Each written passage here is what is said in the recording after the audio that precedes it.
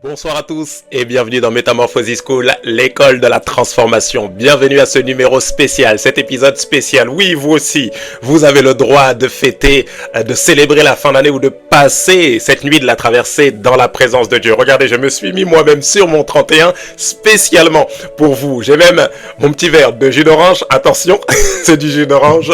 Et nous voulons passer véritablement cette année et plonger sérieusement dans la présence de Dieu. Passer de 2024 à 2025. Ô combien il est important de passer d'une année à une autre dans la présence de Dieu. C'est ce que nous voulons faire ce soir. Nous sommes tellement reconnaissants pour 2024. Le Seigneur nous a tellement apporté à travers Metamorphosis School. Le Seigneur a été fidèle. Nous avons tellement appris, tellement été enseignés. Et nous ne pouvons pas ne pas terminer l'année dans sa présence. Et nous allons terminer l'année dans sa présence alors que nous sommes à l'aube de 2025. Il nous reste quelques minutes avant le coup de sifflet final de 2024 et l'annonce de l'entrée en 2025. Nous allons voir certaines réalités. Nous allons prendre le temps d'être instruits. Et c'est le thème même de cette semaine pour savoir comment bien rentrer en 2025. Nous quittons 2024, mais nous voulons bien rentrer en 2025 et nous allons comprendre tout au long de cette semaine, à commencer par aujourd'hui avec cet épisode spécial traversé, à comprendre comment il faut faire ou quelles sont les clés, quels sont les principes auxquels nous ne devons pas échapper afin de pouvoir bien rentrer en 2025. Bien évidemment, avant de commencer, nous allons prendre le temps de prier. De là où tu es, incline simplement la tête avec moi et rends simplement grâce à Dieu. Père de grâce, merci pour cette année. Merci parce que tu nous as instruits, tu nous as parlé, tu nous as fait du bien. Oh, tu envoies ta parole pour bâtir et tu nous as bâti tout au long de cette année 2024. Seigneur, ce soir, alors que nous sommes à l'aube de 2025, nous voulons avoir instruction afin de rentrer de la meilleure des manières dans cette nouvelle année et de l'aborder comme il se doit dans le seul but que nos vies soient le reflet de ta gloire pour cette année 2025. Voilà pourquoi ce soir, nous te demandons de nous instruire, d'inspirer nos paroles et nos pensées et de nous diriger conformément à ta volonté. Nous promettons de te rendre toute la gloire, Père. Dans le nom précieux de Jésus-Christ, nous t'avons prié. Que quelqu'un dise Amen.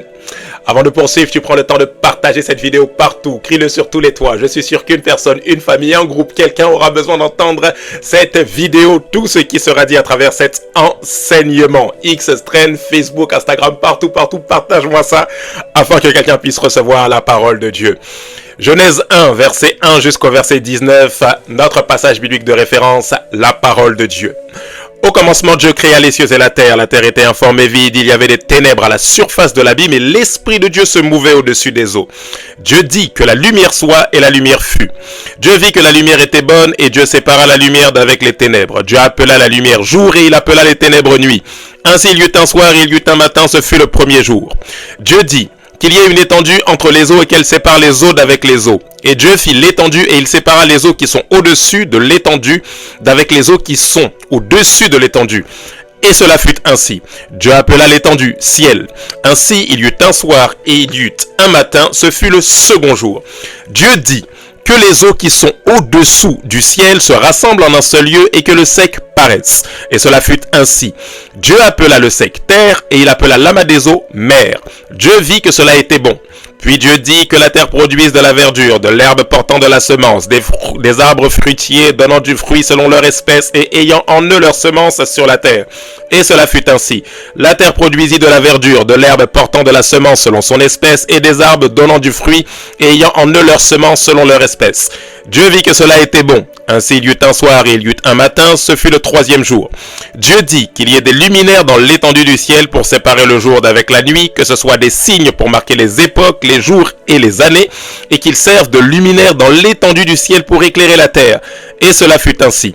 Dieu fit les deux grands luminaires, le plus grand luminaire pour présider au jour et le plus petit luminaire pour présider à la nuit.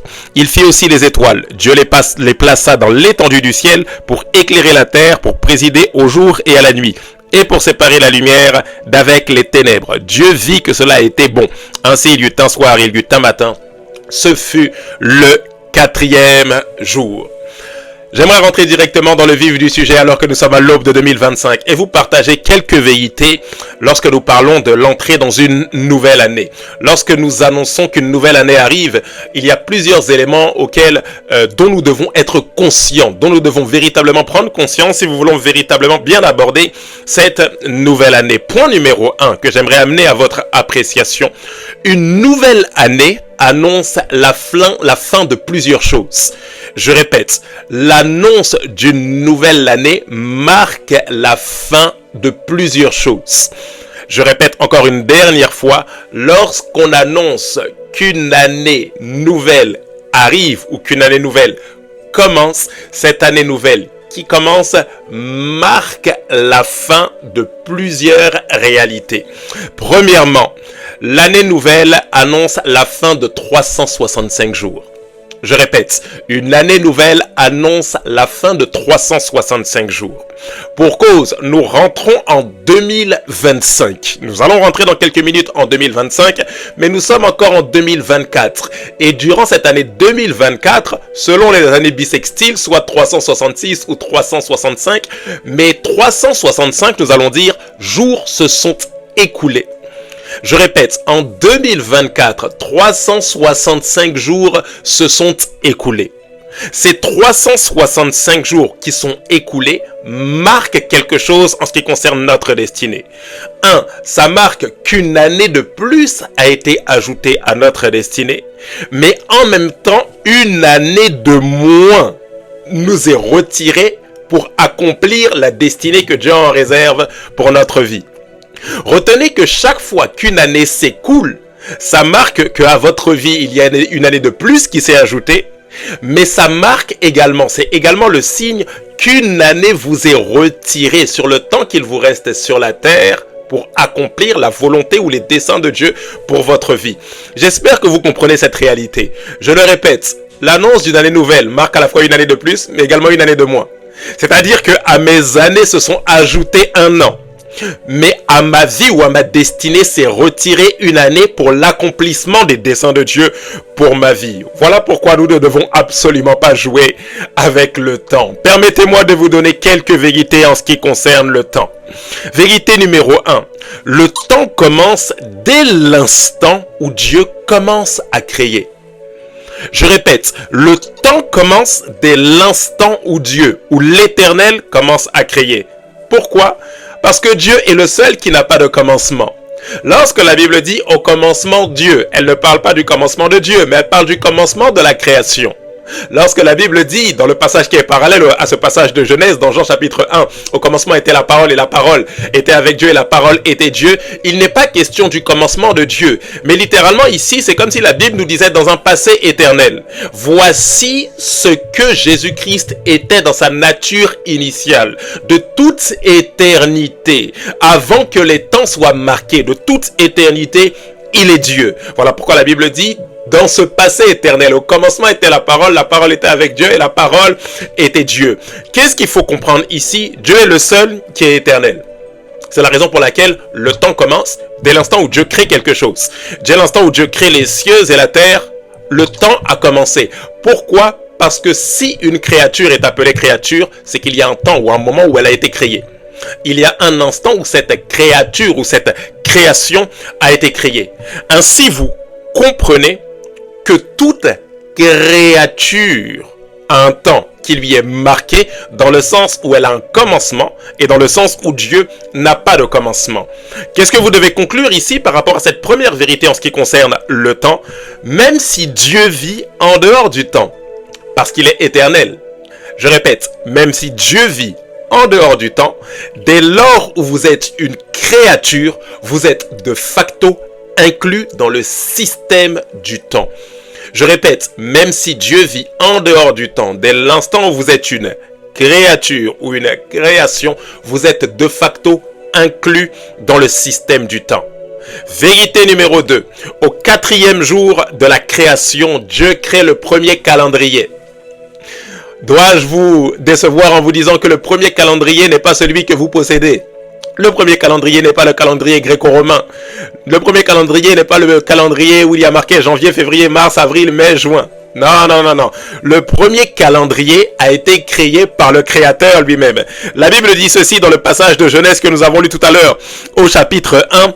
La Bible dit: Dieu vit que cela était bon. Ainsi, il y eut un soir, il y eut un matin, ça fait le 3e jour. Et au 4e jour, voici ce que Dieu dit: qu'il y ait des luminaires dans le ciel pour séparer le jour d'avec la nuit, que ce soit des signes pour marquer les époques, les jours et les années, et qu'ils servent de luminaires dans l'étendue du ciel pour éclairer la terre. Les luminaires dont il est question ici, bien évidemment, vous l'avez compris, c'est à la fois la lune et le soleil, ou encore le soleil ou la lune. Dieu a fixé ces deux grands luminaires, en plus des étoiles, dans le but que ces luminaires servent de repère aux êtres humains pour marquer les époques.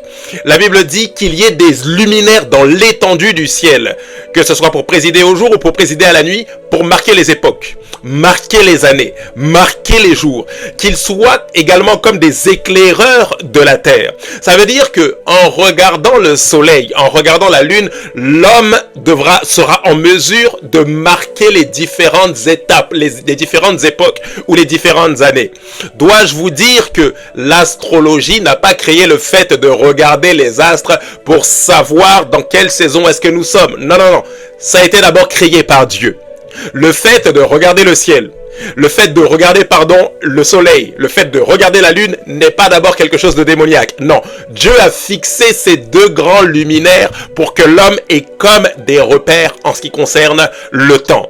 Il a dit qu'il a fixé ces choses pour marquer les époques, fixer ces choses pour marquer les années, pour marquer les jours. J'espère que vous me suivez jusque-là. Vérité numéro 3, ce sont des vérités fondamentales que je suis en train de vous donner ce soir. Le Dieu éternel habite en vous, mais vous n'êtes pas vous-même éternel sur la terre. Alors vous ne devez pas mépriser le temps. Je répète, le Dieu éternel habite en vous, mais vous n'êtes pas vous-même éternel sur la terre, alors vous ne devez pas mépriser le temps.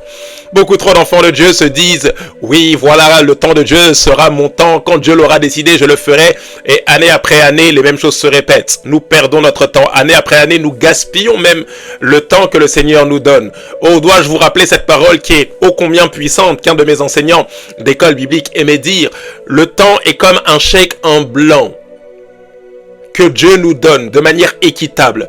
Le temps est comme un chèque en blanc de 24 heures que Dieu nous donne, dont nous disposons à notre guise. Les 24 heures que Dieu vous donne, vous devez les utiliser à bon escient. Dieu vous les donne et ce n'est pas à Dieu d'utiliser ce temps à votre place. Non, non, non. Il dit, je mets ça à votre disposition. C'est à toi d'user de ce temps-là avec sagesse. Ne gaspillez pas votre temps en vous disant, oui, de toute façon, si Dieu le veut, ça se produira. Non, non, non, ça se produira selon le dessein de Dieu, mais à condition que vous choisissiez délibérément de participer à ce dessein, sinon rien ne se produira. N'oubliez jamais qu'une prophétie, les prophéties qui sont faites sur votre vie ne sont que des intentions divines. Pour que ces prophéties puissent arriver à matérialisation, à manifestation sur la terre, il faut que les intentions divines rencontrent l'intentionnalité humaine. Sans intentionnalité humaine face à l'intention divine, rien ne se produira.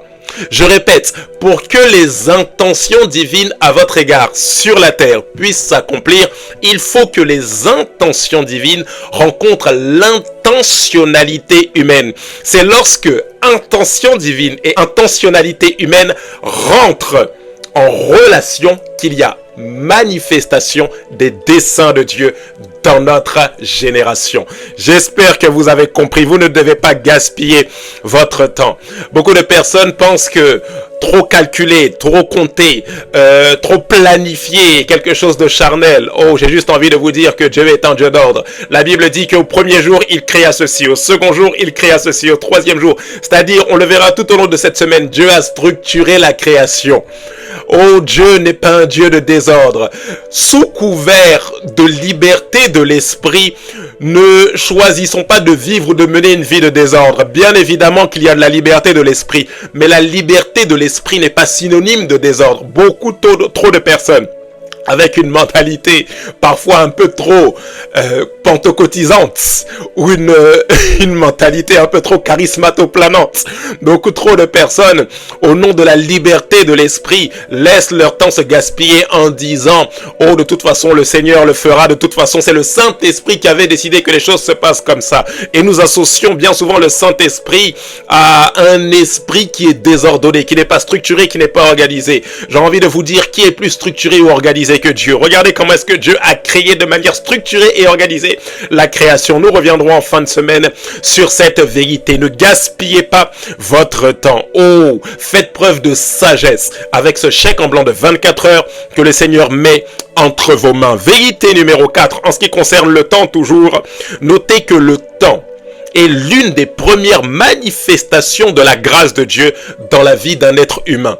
Je répète, le temps est l'une des premières manifestations de la grâce de Dieu dans la vie d'un être humain. Pour quelle raison?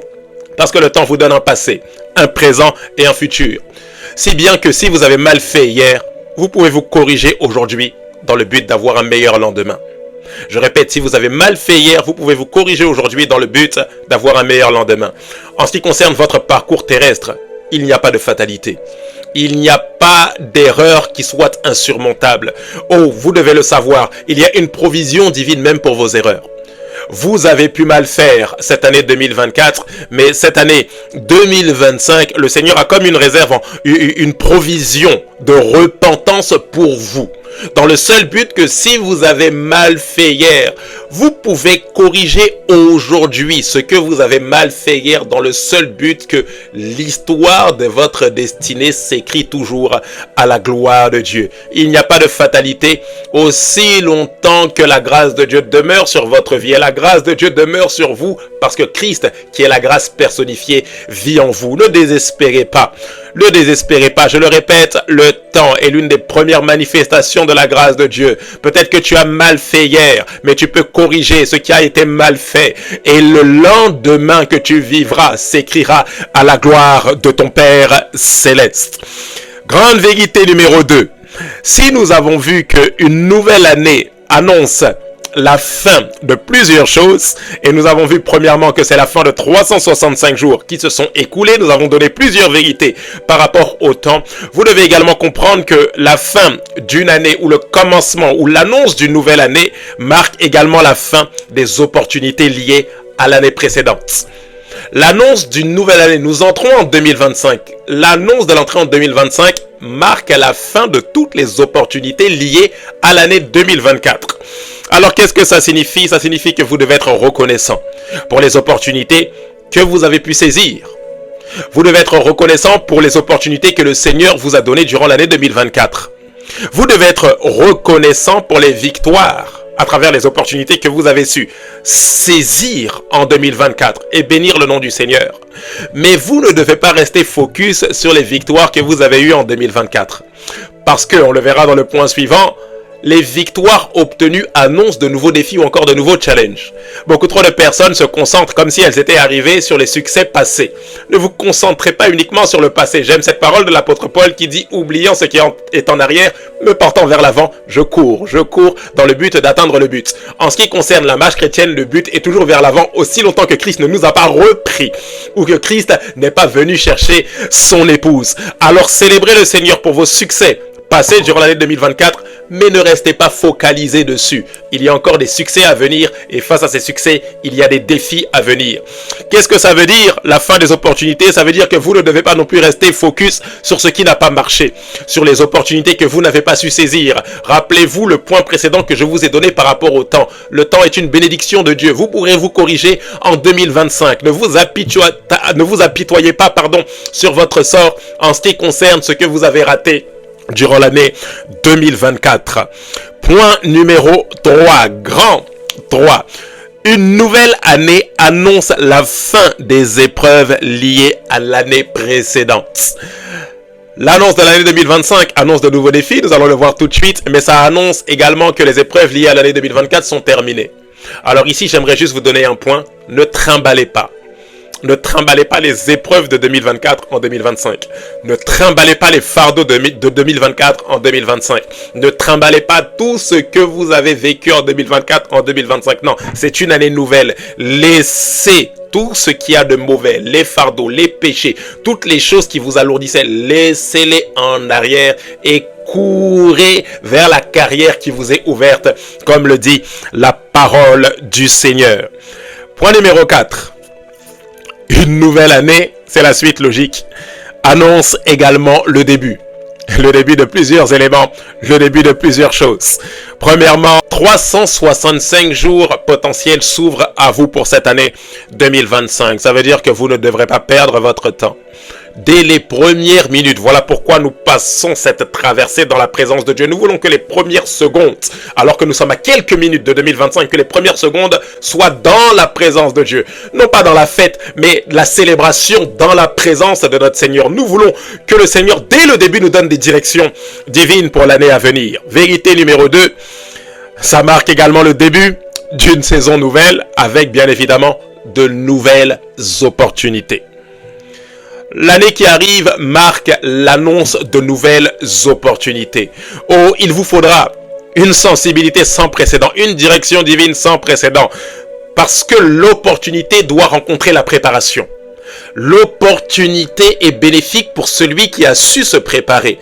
Et je prie qu'en 2025, vous soyez prêts pour toutes les opportunités qui se présenteront à vous au nom de Jésus. Ne soyez pas distraits, mais soyez sensibles à la voix de l'Esprit. Soyez sensibles aux connexions. Soyez sensibles aux portes que le Saint-Esprit ouvrira devant vous dans le seul but que ses desseins s'accomplissent pour votre vie. Point numéro 3, le début d'une nouvelle année marque également le début de nouveaux challenges, de nouveaux défis liés à cette nouvelle saison. Oh, je veux que vous vous attendiez en cette année 2025 à faire face à des combats. Et si vous faites face à des combats, attendez-vous certainement à prendre des coups. Mais les coups ne vous mettront pas à terre. Vous resterez debout, vous tiendrez ferme parce que vous revêtirez l'armure. Celle dont on a parlé durant l'année 2024 lorsque nous avons parlé de la guerre spirituelle. Oh, vous revêtirez toutes les armes de Dieu afin de tenir ferme lorsque certains mauvais jours se présenteront, lorsque les périodes seront très difficiles. Rappelez-vous que les challenges qui se présenteront à vous en 2025 ne sont que l'annonce de nouvelles victoires que le Seigneur veut que vous puissiez remporter dans l'année 2025. Alors ne baissez pas les bras, ne baissez pas la garde. Si vous êtes dans un combat, vous devez absolument vous attendre à prendre des coups. Mais les coups ne vous mettront pas à terre. Ne soyez pas distraits. Tenez ferme, gardez votre garde. Soyez comme ces boxeurs qui sont sans cesse attentifs, sans cesse alertes, prêts à esquiver les coups de l'ennemi et prêts à frapper de manière précise. Selon que l'apôtre Paul pouvait dire, je frappe non pas comme en battant l'air, mais la manière dont je donne des coups, c'est dans le but de toucher la cible pour la gloire de Dieu. Et je déclare que tous les coups avec lesquels vous frapperez l'ennemi en cette année 2025 feront mouche. Je déclare que toutes les flèches que vous lancerez en 2025 atteindront la cible que Dieu avait placée au-devant de vous pour sa seule et unique gloire. Vérité numéro 5. Une nouvelle année exige que vous puissiez vous préparer. Une nouvelle année exige que vous puissiez vous préparer. Vous devez vous préparer spirituellement, vous devez vous préparer émotionnellement, vous devez vous préparer physiquement.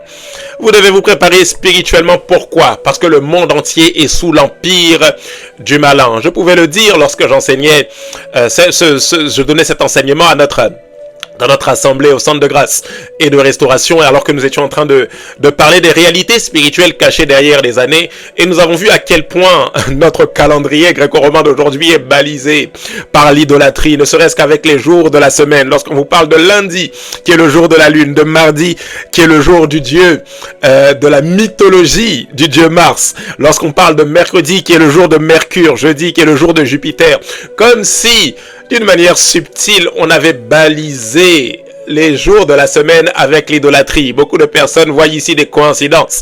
Mais c'est une coïncidence si mercredi est le jour de Mercure, qui est le dieu du commerce, et que chaque mercredi marque le début des soldes, chaque fois qu'il y a une période de soldes. Est-ce une coïncidence ou est-ce de l'idolâtrie?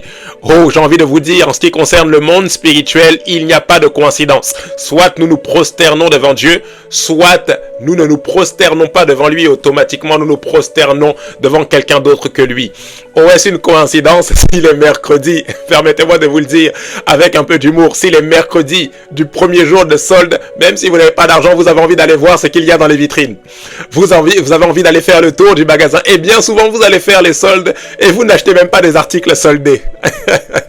Est-ce que c'est une coïncidence ou est-ce que c'est de l'idolâtrie? Lorsque vous voyez que les mois de l'année sont marqués également par l'idolâtrie, lorsqu'on parle de cette divinité romaine appelée Janus, qui est le dieu du mois de janvier.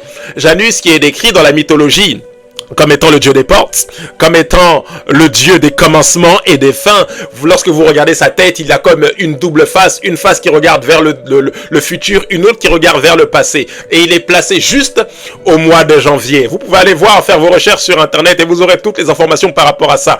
Comme si c'est cette divinité ou cette idole, littéralement ce démon, parce que derrière les idoles, il n'y a que des démons en réalité. C'est l'apôtre Paul qui nous le dit, comme si derrière cette idole, il y a comme un esprit qui déterminera comment nous allons commencer et comment nous allons terminer l'année qui va arriver. Oh, sans effet au nom de Jésus. C'est le Seigneur Jésus-Christ qui déterminera comment je vais terminer cette année 2024 et comment je vais commencer cette année 2025 et du reste, comment je vais terminer cette année 2025. C'est le Seigneur Jésus, c'est mon Père Céleste qui déterminera. Ça ne sera pas une idole, ça ne sera pas un démon. Oh, vous devez vous préparer spirituellement en étant averti avec ces choses que je suis en train de vous dire, non pas pour vous effrayer, mais pour que vous soyez armés ou pour que vous puissiez vous armer dans la prière. Oh oui, nous rentrons en guerre, rentrer dans une nouvelle année pour atteindre des objectifs selon le Seigneur. Je vous assure, ce n'est pas pour bâtir une carrière personnelle, mais c'est littéralement pour rentrer en guerre pour le royaume de Dieu. Vous devez vous préparer émotionnellement en gardant votre cœur. Gardez votre cœur face à l'offense. Gardez votre cœur face à l'amertume. Gardez votre cœur face aux ruses du diable. Gardez votre cœur en vous préservant de tout ce à quoi l'ennemi veut vous exposer pour polluer votre âme. Préservez vos oreilles, préservez vos yeux, parce que les portes et les fenêtres de votre cœur, c'est bien évidemment les yeux et les oreilles. Gardez votre cœur plus que tout, car de lui viennent les sources de la vie. Méditez la parole de Dieu. L'homme ne vivra pas de pain seulement, mais de toute parole qui sorte de la bouche de Dieu. Alimentez votre âme par la parole de Dieu. Préparez-vous émotionnellement en laissant également le Seigneur travailler votre caractère au contact des autres. Proverbe 27, verset 17. La Bible dit, le fer aiguise le fer. Les gens deviennent, je dis dans la version parole vivante, les gens deviennent plus humains au contact les uns des autres. Vous devez laisser le Seigneur façonner votre cœur au contact des hommes. C'est au contact d'hommes imparfaits que vous apprendrez à être parfait dans l'amour inconditionnel. Plus vous êtes proche de personnes qui ne méritent pas d'être aimées, et plus le Seigneur vous apprend à aimer ceux qui ne méritent pas d'être aimés. Plus le Seigneur vous apprend à aimer à la manière de Christ lorsqu'il vous donne de rester en contact avec des personnes qui sont détestables. La Bible dit, si vous aimez uniquement ceux qui vous aiment, quelle récompense méritez-vous ? Nous n'aurons aucune récompense de la part du Seigneur si nous faisons exactement la même chose que des personnes qui n'ont pas le Saint-Esprit en eux. Parce que nous n'avons pas besoin du Saint-Esprit pour aimer des personnes qui nous aiment. Mais pour aimer des personnes qui sont détestables, il faut une puissance surnaturelle. L'amour surnaturel de Dieu ne nous est pas donné pour que nous fassions des choses naturelles. Mais l'amour surnaturel ou le surnaturel divin de l'amour de Dieu nous est donné par la puissance du Saint-Esprit pour que cet amour aille au contact de personnes détestables. Et lorsque cet amour va au contact de personnes détestables, c'est alors que cet amour touche même le cœur de ces personnes détestables pour que eux-mêmes soient irradiés, impactés par l'amour de Dieu. Oh oui, vous devez vous préparer émotionnellement et laisser le Seigneur vous façonner votre cœur pour imprimer en vous le caractère de Christ. Enfin, vous devez vous préparer physiquement, en prenant soin bien évidemment de votre corps, car votre corps est le tabernacle du Saint-Esprit. Vous êtes le tabernacle du Saint-Esprit, esprit, âme et corps. Et vous avez besoin de votre corps, de suffisamment de repos. Vous avez besoin de bien vous alimenter. Vous avez besoin de faire attention à ce à quoi vous vous exposez, au programme que vous allez regarder. Parce que rappelez-vous, nous l'avons enseigné dans l'enseignement sur l'école de la sanctification.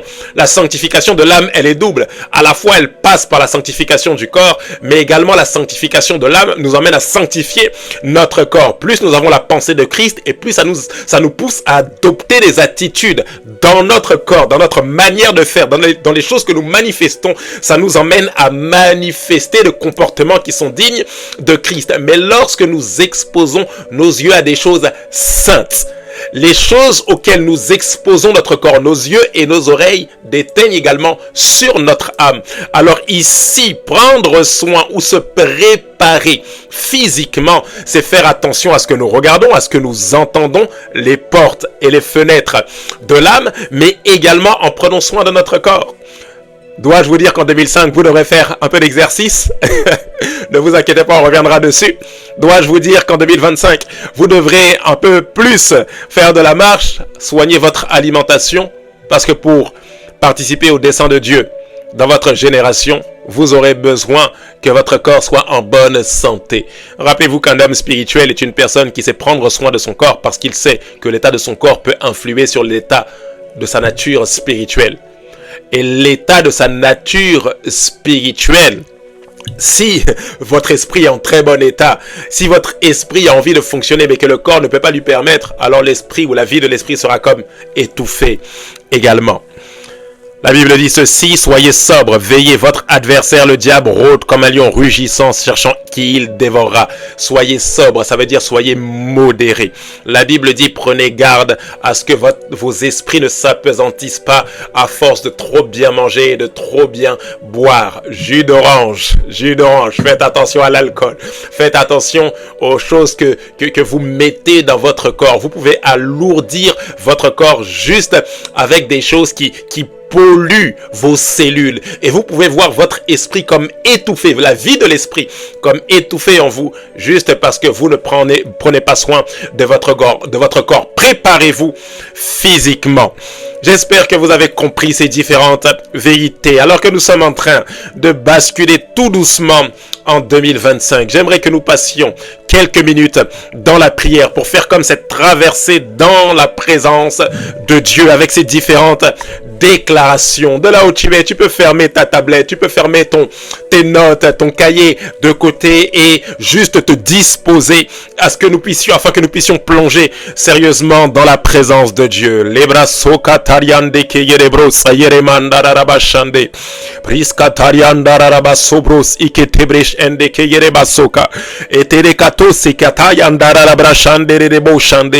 Si tu es d'accord avec moi, tu dis Amen après toutes ces déclarations. Dans le nom de Jésus, je déclare et je décrète qu'en 2025, le désir de ressembler à Christ brûlera dans ton cœur comme jamais auparavant. Je déclare et je décrète que la ressemblance à Christ sera tellement ton partage que tu n'auras même pas besoin d'ouvrir la bouche pour qu'on puisse reconnaître que tu es de Christ. Je déclare que plus tu ressembles à Jésus, plus ton environnement est impacté par le Christ qui vit en toi. Ça ne sera plus de simple prédication. Ça ne sera plus de simples conseils chrétiens, mais ta vie sera comme un témoignage vivant, selon que le Seigneur a dit, vous serez mes témoins. Je déclare que ta vie témoignera du Christ qui vit en toi. Ton foyer témoignera du Christ qui vit en toi. Je déclare que tes actions témoigneront du Christ qui vit en toi au nom de Jésus. En 2025, je te vois préparé. Je te vois préparé et je déclare que cette préparation attire à toi les opportunités de 2025 pour ta vie au nom de Jésus. Je déclare que tu ne rateras pas les opportunités. Cette année, tu seras sensible et tu ne rateras pas les opportunités. Ton esprit s'ouvre au nom de Jésus. Ton esprit s'ouvre au nom de Jésus. Je déclare que tu restes sensible à la voix du Seigneur. La direction divine te dirige vers les portes que le Seigneur a prévu d'ouvrir pour ta vie au nom de Jésus. Il a dit dans sa parole, je t'instruirai, je te conseillerai, j'aurai le regard sur toi, je te montrerai la voie que tu dois suivre et je déclare que le Seigneur te traitera tout au long de cette année 2025 conformément à cette parole au nom de Jésus. Je te vois surnaturel. Je te vois surnaturel, non pas pour dire que tu es surnaturel, mais simplement pour que ta vie soit une source de bénédiction pour tous ceux qui s'approcheront de toi au nom de Jésus. Tes mains guériront des malades au nom de Jésus. Tes paroles guériront des cœurs au nom de Jésus. Tes déclarations feront éclater des cancers au nom de Jésus. Et à cet instant même, au son de ma voix, je déclare et je décrète que toute personne qui suivra cette vidéo, que ce soit en direct ou en différé, toute personne qui suivra cette vidéo qui était comme affectée par une quelconque maladie, reçoit sa guérison instantanément au nom de Jésus. Je vois comme une personne qui avait fait cette déclaration avant de se connecter à cette vidéo. Seigneur, je refuse de rentrer en 2025 avec cette maladie. Cette parole te concerne non seulement toi, mais elle concerne également un proche de ta famille. Tu avais fait aussi cette prière pour un membre de ta famille. Je m'adresse à plusieurs catégories de personnes. Une personne qui avait fait cette prière pour elle-même, mais une personne qui avait également fait cette prière pour un membre de sa famille. Je déclare que ce cancer sèche instantanément au nom de Jésus. Ce cancer dans ton sein, ce cancer dans tes reins, ce cancer dans ton foie, sèche à la racine au nom de Jésus. Il sèche dans la vie du proche pour lequel tu as prié. Ce cancer ne rentrera pas en 2025. Alors que nous rentrons et que nous sommes au 1er janvier 2025, ça s'arrête maintenant. Au nom puissant et glorieux de Jésus-Christ. Libra soka tayande, prande kahindaraba soka bros ikatayande rebro. Ça y est. Merci Père de ce que tu nous donnes de rentrer dans cette nouvelle année. Je déclare une année d'élargissement à tous égards pour la gloire de Jésus-Christ. Je déclare une année où nous allons te servir sans précédent. Je déclare une année où nous allons poursuivre non pas nos ambitions personnelles, mais les désirs, les desseins, les rêves de Dieu pour notre vie au nom de Jésus. Seigneur, donne-nous de ne pas être distraits, mais d'être sensibles à ce que tu veux faire à travers nos vies. Merci pour 2024, merci pour 2025. Nous te rendons toute la louange et toute l'honneur d'avance pour tout ce que tu as prévu de faire en cette année pour ta seule et unique gloire. Sois élevé, sois glorifié, Père de grâce, dans le nom précieux de Jésus-Christ. Que quelqu'un dise Amen. Amen, amen. Très bonne année 2025. Meilleurs vœux, grâce sur chacun d'entre vous au nom de Jésus. Je déclare que cette année sera une année où le règne de Dieu sera instauré, établi dans votre vie au nom de Jésus. Vous ne passerez pas à côté, mais votre vie sera un point de référence à la gloire de Dieu. Je tiens à vous remercier pour votre fidélité, à vous remercier pour votre soutien, pour cette merveilleuse plateforme qui est Metamorphosis School. Merci pour vos messages d'encouragement. Merci pour vos différentes prières. Nous sommes tellement reconnaissants et nous bénissons le Seigneur pour chacune de vos vies. Plusieurs personnes nous ont demandé comment est-ce que nous pouvons faire pour participer ou pour soutenir l'œuvre. Vous avez juste les différents moyens par lesquels vous pouvez soutenir Métamorphosis qui s'affiche à l'écran, que ce soit par PayPal en scannant le QR code ou que ce soit par Paylib. Vous avez les différents éléments ou les différents liens par lesquels vous pouvez soutenir, si vous souhaitez soutenir financièrement Metamorphosis School, afin que nous puissions vous donner encore de meilleurs contenus, toujours pour notre édification. Nous sommes juste bénis de vous donner gratuitement ces enseignements. Nous sommes juste bénis de pouvoir participer à votre croissance. Vous nous suivez des quatre coins de la terre et nous sommes tellement reconnaissants envers le Seigneur pour cela et nous voulons bénir le nom du Seigneur pour votre vie. Soyez bénis. Je vous souhaite encore une très très bonne année. Je ne vais pas vous dire champagne, mais jus d'orange. Soyez bénis, grâce sur grâce, bénédiction sur bénédiction. Que la bénédiction de l'Éternel qui enrichit, qui ne s'ensuit d'aucun chagrin, s'attache à vos vies. Au nom de Jésus, je vous donne rendez-vous tout à l'heure à 21h, comme à notre habitude, pour notre épisode 2 de cette grande thématique bien rentrée en 2025. Que Dieu vous bénisse et à très vite avec Métamorphosis School, l'école de la transformation. Que Dieu vous bénisse. Bye bye.